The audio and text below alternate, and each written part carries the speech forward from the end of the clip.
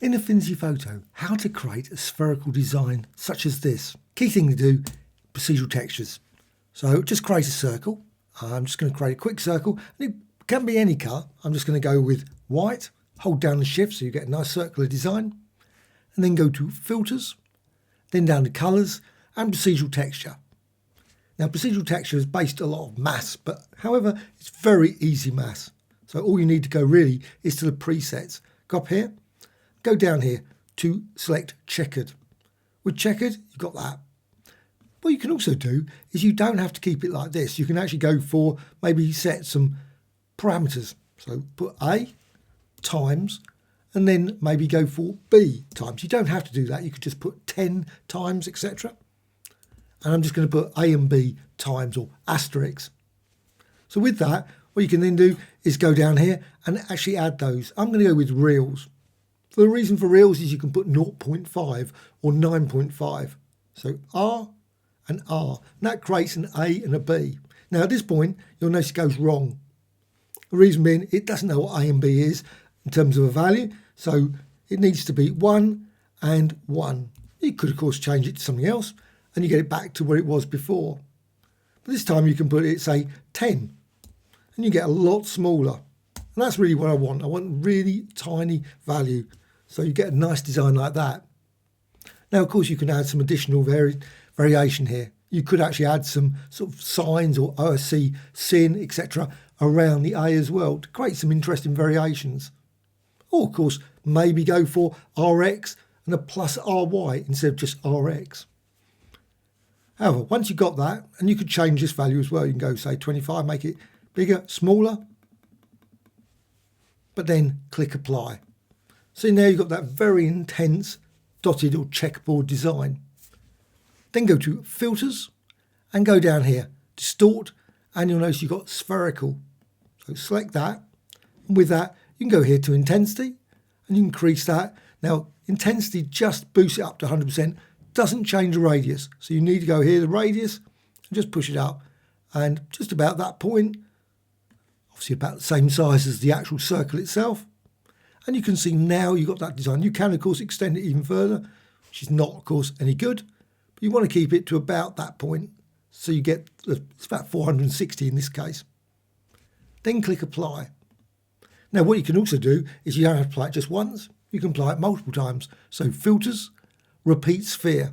So apply it again, filters, repeat sphere, and so on. If you want to create some variation in that to make it even more intense. Well, that's it. Well, you can, of course, use this design to create something else as well. You don't have to just leave it as that spherical design. You could, of course, go to Alt or Option key on the keyboard and just drag and duplicate design. So you can simply create a very, very unusual op art design very quickly. Of course, you can randomly position them. Maybe create one and maybe reduce the size. So you just reduce it down, just drag it, and you've got that there, maybe there. Hold down the Alt or Option again. Place it there, maybe reduce it down again, and so on. So you can create some truly unusual abstract designs very quickly using this. Maybe obviously fill that one up there as well. But also what you can do, maybe use it like that. You can actually squeeze it so you can actually create elliptical designs. You don't have to have it just circular. Another option, let's just go all the way back. So let's just remove those. You could just use it as a source for a pattern. So with this design, simply go to Layer, and new pattern layer from selection. And that will create a pattern design which you can resize. And you can resize it like that. Of course, you can leave the original as well. Don't have to get rid of it. Hold down again the Alt or Option key, that's on the keyboard, and just drag. So make certain selected and then drag. Make certain you select the one that's actually selected on there. No point trying to select something else.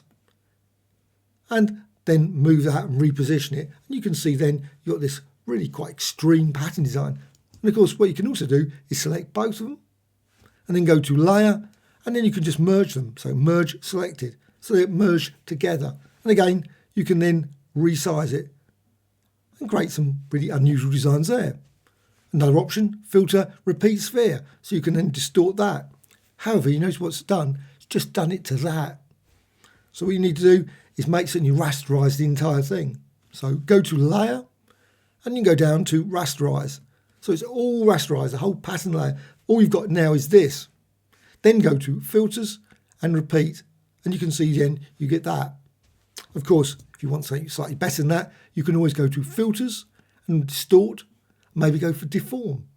So you can just then distort this obviously pattern design, simply just drag and distort and create some truly weird and wonderful, odd, usual op art designs like that. And then click apply.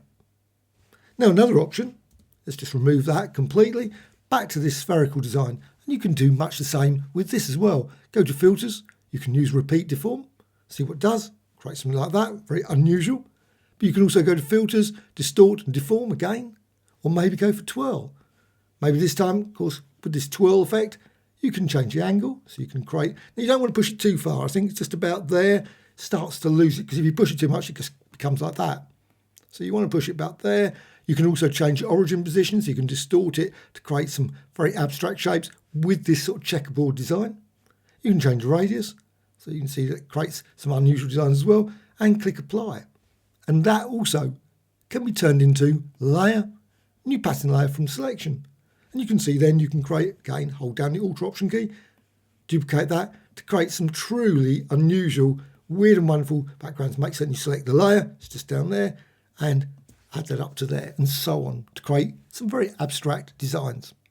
Hope you found this tutorial of interest. Any questions, please let me know in the comments below. Always great to hear from you. A like or dislike, always appreciated. Also, please subscribe to the channel. Always adding new tutorials all the time about Affinity Photo as well as Designer. Bye.